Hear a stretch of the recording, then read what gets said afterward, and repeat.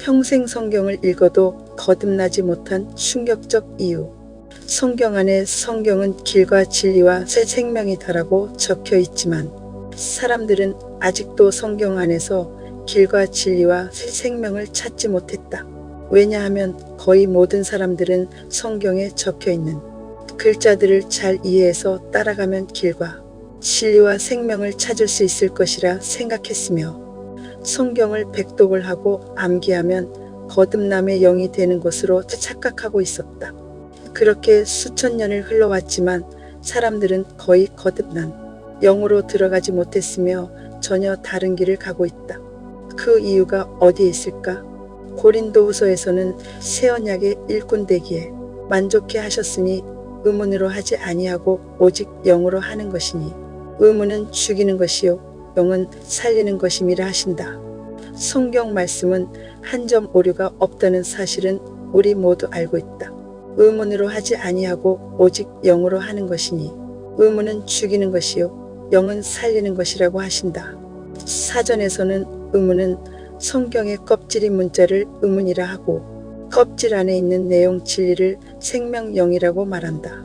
그 의미는 보이는 글자를 따라가면 사람을 죽이는 것이며 문자 뒤에 숨어있는 거듭남의 영을 따라가면 살리는 것이라 비록 하나님에 관한 것일지라도 의문은 죽이는 것이라고 하신 것이다. 사실 하나님의 말씀인 성경은 보이는 그 상태에서는 그 어떤 것도 참이 될 수 없다. 보이는 것은 보이지 않는 영을 위해 존재한다. 보이는 성경 글자의 껍질을 벗기고 거듭남의 영으로 들어가야 했는데 보이는 글자를 참이라 인정하고 해석하여 따라갔을 뿐 어떻게 글자의 껍질을 벗기고 영으로 들어가는지 방법을 제대로 알지 못했다. 비단 성경이 아니라 하나님이 만드신 이 세상에 보여지는 모든 것들은 참이 아니라고 말씀하신 것처럼 육체는 결코 참이 될 수 없다. 하지만 보이는 것들은 거듭남의 영을 만들기 위한 밑거름이므로 결코 없어서도 안 된다. 하지만 성경의 말씀은 진리일지라도 성경의 글자에는 어떻게 해서 진리에 도달한다는 과정의 내용은 없다. 성경은 각자의 삶을 하나님의 방법대로 살아가는 삶의 지침서일 뿐이다. 성경의 말씀은 결과일 뿐, 과정은 각자의 삶을 하나님 방법대로 살아가면서 부대끼고 깨지면서 인간의 껍질인 육이 찢어지고 거듭남의 영이 되는 것이다. 영의 눈이 떠지고 성경을 보면 성경이 길이요 진리요 생명이라는 사실을 알게 된다. 세상의 모든 이치가 보이는 것들을 통하여 참 영으로 들어가려면 모두가 각자 삶 가운데서 육의 껍질이 벗겨지는 과정을 통과하는 것이 원칙이다. 애벌레가 3번의 껍질을 벗고 나비가 되듯이 인간도 그렇게 거듭남의 영이 되기까지는 불에 넣었다, 물에 넣었다 여러 번의 껍질을 벗어야 한다.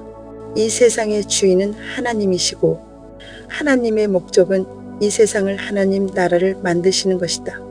그중 인간을 만물의 영장으로 지정하시고 이 세상의 모든 것들을 통해 인간이 하나님을 닮도록 정하셨다.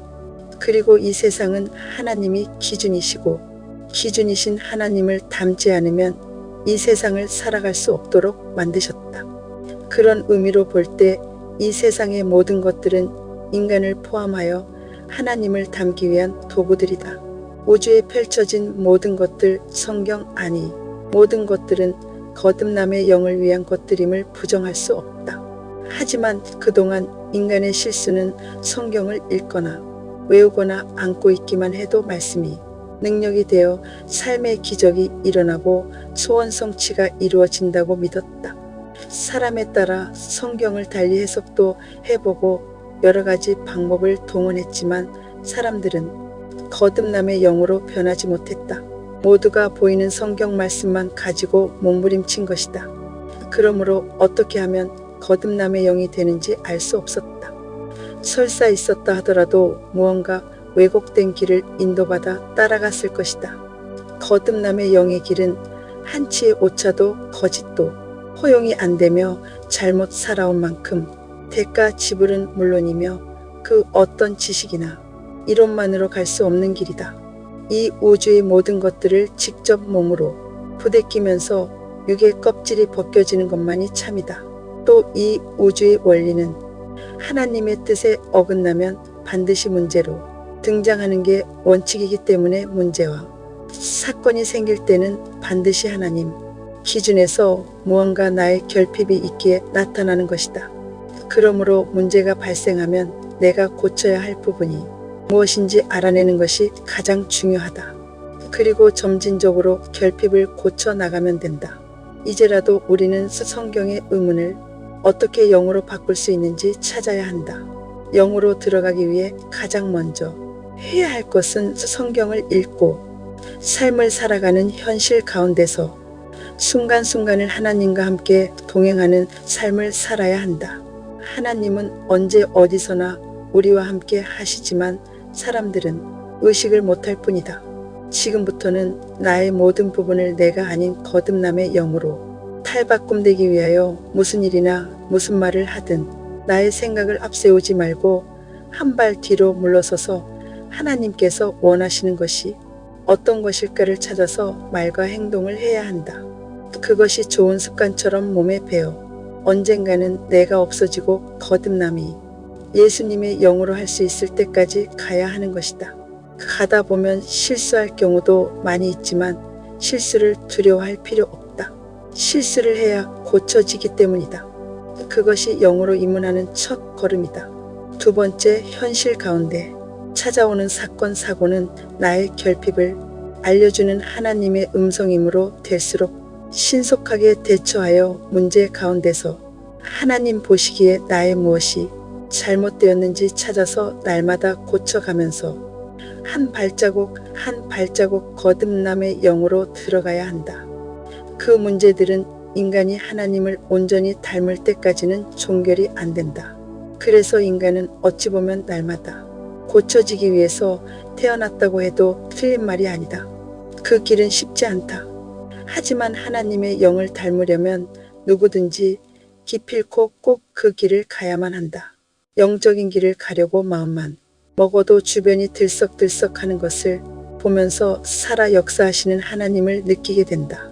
그 길을 따라가다 보면 신기하게도 여기저기서 문제들과 사건들이 나타나기 때문이다. 세 번째, 문제를 피하거나 기도해서 쫓아내면 안 된다. 문제와 맞닥뜨려 아픔도 각오해야 한다. 그 아픔은 육체가 찢겨지기 때문에 오는 아픔이다. 그렇다 할지라도 걱정할 것은 없다. 이미 하나님이 함께하고 계시고 그 문제들은 나의 결핍 중 한 가지이므로 나의 어떤 결핍 때문에 문제가 생겼는지 찾아서 고치면 된다. 물론 쉽게 고쳐지지 않으며 한꺼번에 사라지지는 않지만 결핍이 고쳐진 만큼 점진적으로 결핍도 아픔도 사라진다. 그리고 고쳐진 만큼 내면에는 가치가 쌓이게 된다. 그렇게 어느 정도 시간이 지나가면 문제와 사건은 나를 나대게 하는 보화라는 사실을 알게 된다. 비교적 융통성이 없거나 순수한 사람은 문제들이 잘 나타날 수 있지만 오랫동안 모든 것들을 육을 사용하여 살았던 사람들은 육이 이미 그렇게 길들여져 있으므로 한동안은 문제와 사건들이 안 나타날 수도 있다. 더구나 육체로 보고 듣는 것을 잘했던 사람들은 그런 쪽으로 많이 발달되어 있기 때문에 부셔지는 게 쉽지 않을 수도 있다. 문제가 안 나타난다고 좋아할 것은 없다. 육을 원점으로 돌리는데 시간이 많이 걸려야 하기 때문이며 문제가 나타날 때까지는 더 많은 시간이 필요하다. 거듭남의 영으로 들어가는 관문 중 몇 가지를 살펴보았다. 가장 기초적인 부분이므로 실천하면서 조금씩 앞으로 나아가면 된다.